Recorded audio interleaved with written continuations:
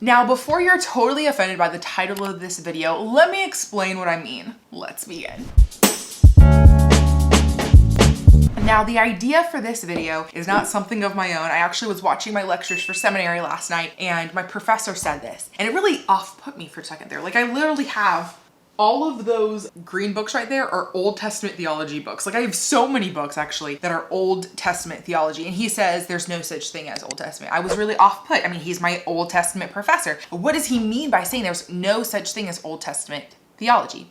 I thought, this is such a wise point that really changes the whole direction of understanding the Old Testament. I really should make a video about this because I've understood this idea, but putting a name on it really helps. But before we get to it, you guys know I love sharing my dorky stories so that you guys get to know me a little bit more and also so that you have a way of understanding what I'm getting at. So the story picks up actually about a week ago, maybe 2 weeks ago. I was scrolling through eBay, which I don't know, does anybody still really truly use eBay? I still do. Within the last year or so, become kind of obsessed with Ray Dunn stuff, which is totally like, I feel like I'm framing myself as the classic white girl, but it's just some classic like farmhouse, I don't know, TJ Maxx brand. On eBay, you can occasionally find really unique pieces of Ray Dunn pottery that you can't just find anywhere. It's a specific brand that is only found in specific stores, and a lot of collectors like to collect Ray Dunn. And so I will go on eBay and I will look, and they often will find very specific designs or specific things that I've never seen before. So I just was like, hey, let me just pop on over there, see what they had. Oh, I know what it was. I was walking through Michael's and I'd seen a really cute Ray Dunn mug and I wanted it, but I couldn't buy it because it was scratched already or chipped or something. And so I was like, I'll go home and I'll look on eBay and see if they have this design. Let me get it. They had it on eBay and I paid more than I wanted to get it. So Soli Deo Gloria means only the glory of God, or the glory of God alone. And I had seen a mug similar to this at Michael's, but it was scratched and cracked, so I didn't pick it up. But I found it on eBay. It finally arrived really late and it was really broken. Like really broken. If you look up close, I have super glued it back together. And you see, at first I was really mad.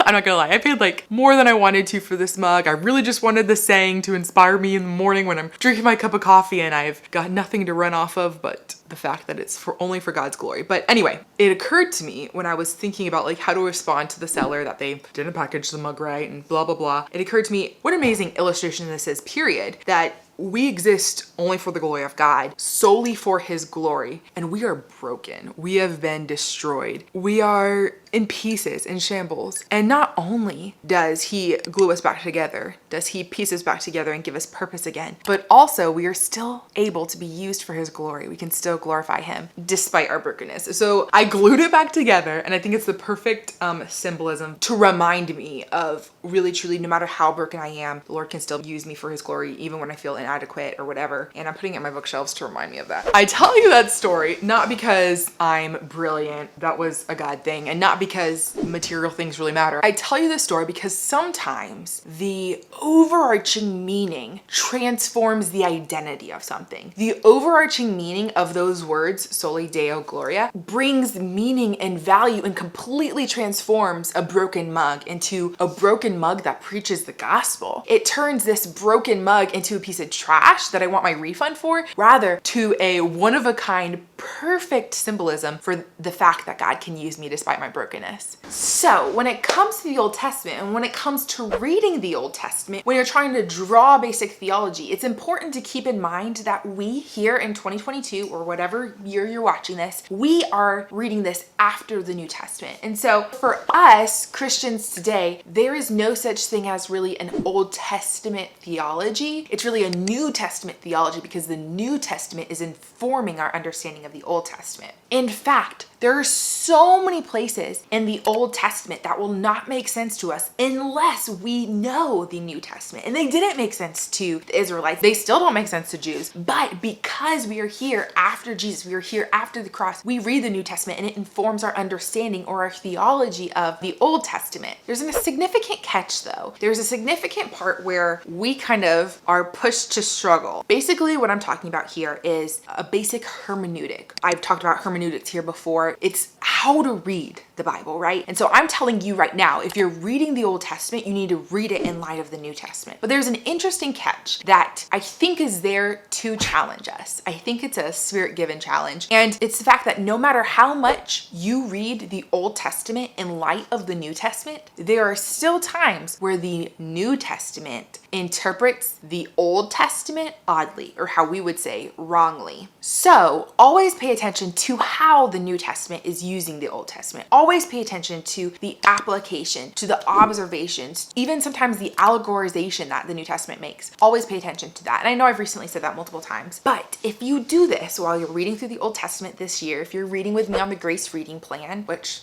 there's still time to join if you want to join us. I always say that in all my videos and I'm embarrassed. But anyway, remember, not only is the Old Testament informed by the New Testament, but it's also completed by the New Testament. So the Old Testament, for example, Proverbs, is presenting this idea of wisdom, of good and true and solid wisdom. But that wisdom was perfected and typified in Jesus Christ. For us today to have the perfect wisdom, to have even good or true wisdom, would not only to be following all of Proverbs and obeying all the things that Proverbs says, but also to be emulating Jesus, to live like Jesus, to follow his wisdom, because he is the perfect example. He puts the feet to the actual text of the Proverbs. He takes the Proverbs and he puts it to action. The other examples in the New Testament, though they were sin-ridden and other human beings just like us, there's other wise examples like Paul, Timothy, we have other examples of people who lived wisely. So we want to understand that when we run to the Proverbs for wisdom, it is also perfected and exemplified more in Jesus. What's another challenging part of the Old Testament? Maybe it's Israel and the various different kings, and the kings are messing up, or the people are following the ways of the world, and you might read that and be like, okay, so I follow God, and I follow God alone, and I follow his law alone. Cool, great. But what you will also miss without looking also to the fulfillment in the New Testament is that Jesus is our perfect king, and Jesus is always going to lead us in the right direction. He is the one king that will not lead us astray, that is 100% good, and that you can 100%